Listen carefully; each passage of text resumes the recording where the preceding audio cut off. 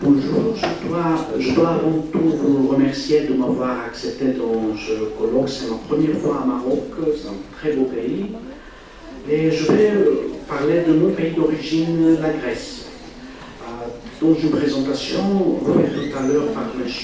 Bellakdar, il y avait une allusion plutôt négative concernant la situation des immigrés et réfugiés en Grèce. À vrai dire, la situation est beaucoup plus mauvaise. D'abord, quelques caractéristiques générales sur le phénomène migratoire en Grèce. Le phénomène de l'immigration en Grèce est relativement nouveau par rapport aux autres pays de l'Union européenne. Les populations migrantes peuvent être classées en trois catégories totalement différentes l'une de l'autre du point de vue linguistique, éducatif et culturel. La première est celle des Grecs rapatriés. Il s'agit de populations hellénophones originaires d'Égypte et de Turquie qui ont quitté leur site dans les années 50-60. Et dans cette catégorie, on peut inclure aussi les familles grecques qui étaient en exil après la guerre civile de 46-49 et qui ont été rapatriées après 1974. Ils ont, dès leur arrivée, obtenu la citoyenneté grecque et ils ont bénéficié de certains avantages pour rendre plus facile leur adaptation dans la société grecque, c'est-à-dire des taxes réduites, des allocations de services militaires réduits, etc. Les Grecs rapatriés avaient obtenu une éducation grecque.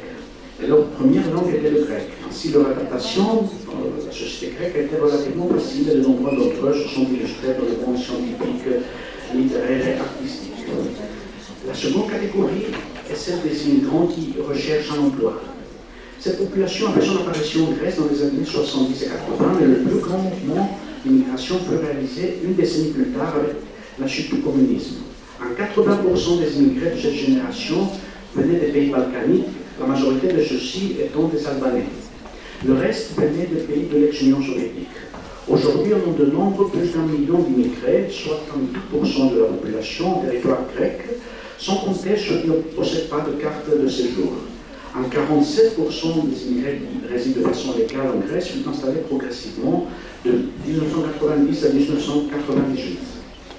La troisième catégorie qui a apparu récemment est celle du grand vague des réfugiés de Syrie et des autres pays du Moyen-Orient et d'Afrique.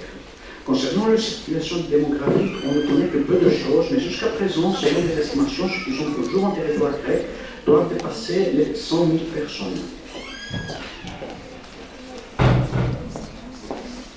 Ensuite, on passe aux langues de l'immigration, en Grèce, à leur statut éducatif. Souvent appelées par Jean-Claude Berco nouvelles langues minoritaires, les langues de l'immigration présentent certaines caractéristiques communes. D'abord, le fait que les langues de l'immigration sont au sens propre innombrables. Les immigrés ne sont jamais les mêmes, leur région d'origine varie selon les périodes, et très souvent ils parlent une variété dialectale très éloignée de leur langue d'origine, de la langue nationale de leur pays. En Grèce, l'existence des langues de l'immigration fut reconnue officiellement pour la première fois par le ministère de l'Éducation nationale en 1992. Mais aucune autre précision n'a été donnée concernant ces langues, parce qu'à l'époque, le grand mouvement d'immigration venait de commencer et la situation linguistique des migrants n'était pas claire. Ce n'est que vers la fin des années 90 et au début du XXIe siècle, quand la situation était plus ou moins stabilisée, que les premières mesures concernant les langues de l'immigration étaient prises. En 1996, les premières écoles interculturelles ont été créées à Athènes et au Grand Centre Urbain qui avait un grand nombre d'élèves immigrés. Leur but était d'offrir une éducation aux élèves ayant des particularités éducatives, sociales et culturelles. La raison de cette création était le fait que vers la fin des années 90, 58% des immigrés étaient installés en Grèce avec leur famille et le nombre d'élèves d'origine étrangère inscrits dans les écoles primaires dépassait les 60 000. Dans les écoles interculturelles, on utilisait l'anglais comme langue de communication, mais plus tard, l'albanais et le russe ont été régulièrement utilisés depuis la majorité des élèves des albanophones et des russophones. En 2002, il existait 26 écoles interculturelles d'enseignement primaire et secondaire dans tout le pays, et leur nombre aujourd'hui dépasse les 30. Concernant l'enseignement aux immigrés adultes, en 2005, les centres d'éducation permanente ont été créés dans presque tous les grands centres urbains du pays. Leur but est de faire adapter les néo-arrivants dans la culture et la société grecque. L'année de leur création, 2000 adultes étaient inscrits dans les cours de grec langue étrangère. Les langues de communication sont toujours, d'ailleurs, l'anglais, l'albanais et le russe. Maintenant, on passe à des choses plus sérieuses. La crise financière et l'enseignement aux immigrés. Là, ça commence à avoir des problèmes. La Grèce a suivi la ligne de l'Union européenne concernant l'enseignement aux immigrés, mais ceci n'a pas été sans problème. Le premier est que jusqu'à présent, l'éducation préscolaire n'a pas été prise en compte et il n'existe pas d'école maternelle interculturelle. Ceci fait partie d'un problème plus vaste qui concerne le système éducatif grec en général, qui est caractérisé par une insuffisance des écoles maternelles étatiques et les établissements privés ne sont pas assez nombreux pour combler le vide. La situation est certainement plus difficile pour les familles immigrées qui n'ont pas la possibilité d'inscrire leurs enfants dans des écoles privées, vu que souvent leur budget ne leur permet pas. Un autre problème est que les immigrés en Grèce sont répertoriés selon leur citoyenneté, et dans certains cas plus rares selon leur religion, mais presque jamais selon leur langue. Ainsi, on n'a jamais eu une image claire concernant leur situation linguistique. La crise économique des dernières années a aussi touché les immigrés du point de vue démographique.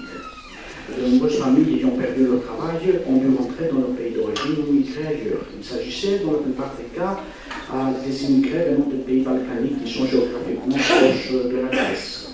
En même temps, on observe l'introduction en Grèce d'une nouvelle catégorie d'immigrés et réfugiés venant du pays du Moyen-Orient et de l'Afrique. Concernant leur séjour et leur adaptation dans la société grecque, de nombreux problèmes ont lieu dès le début. Et le premier concernait leur statut administratif. Pour les réfugiés de guerre, un asile peut être accordé, mais pour les immigrés considérés comme clandestins ou sans papier. Mais pas pour les immigrés considérés comme clandestins ou sans papier. Et des problèmes bureaucratiques retardent très souvent le processus de statut administratif des immigrés en empêchant leur déplacement et leur séjour en Grèce. Le second problème concerne leur langue. Les centres d'éducation permanents et les écoles interculturelles n'avaient pas prévu l'introduction des langues autres que l'albanais et le russe, et donc en conséquence l'utilisation de l'anglais qui est souvent une langue inconnue pour de nombreux élèves. Et le plus grand problème était celui de la situation économique de l'État grec et de l'insuffisance de l'initiative privée et internationale.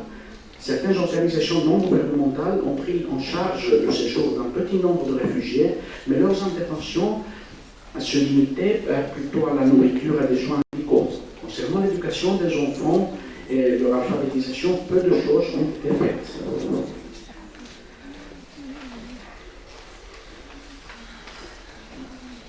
Et on passe maintenant à la partie la plus importante. Qu'est-ce qu'on peut faire pour une amélioration qualitative de l'enseignement aux immigrés dans une situation comme celle de la Grèce?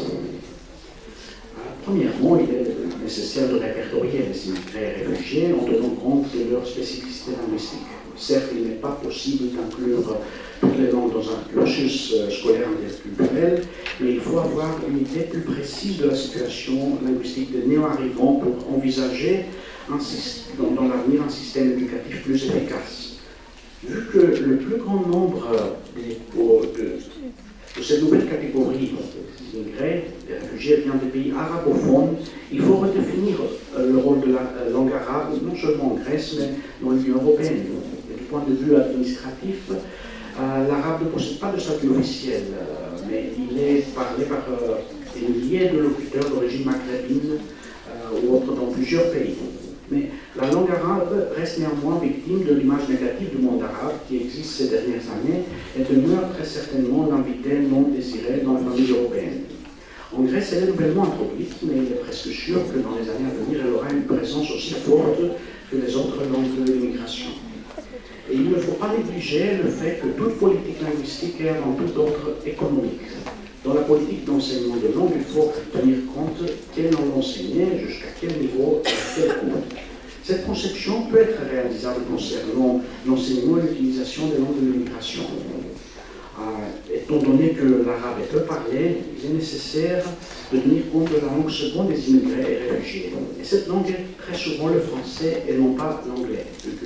La Syrie, le Liban, les pays du Maghreb, l'Afrique subsaharienne ont toujours été d'influence française et de nombreux habitants parlent et comprennent cette langue. Envisager donc des programmes éducatifs en utilisant le français langue seconde pour être une solution plus facile et réalisable.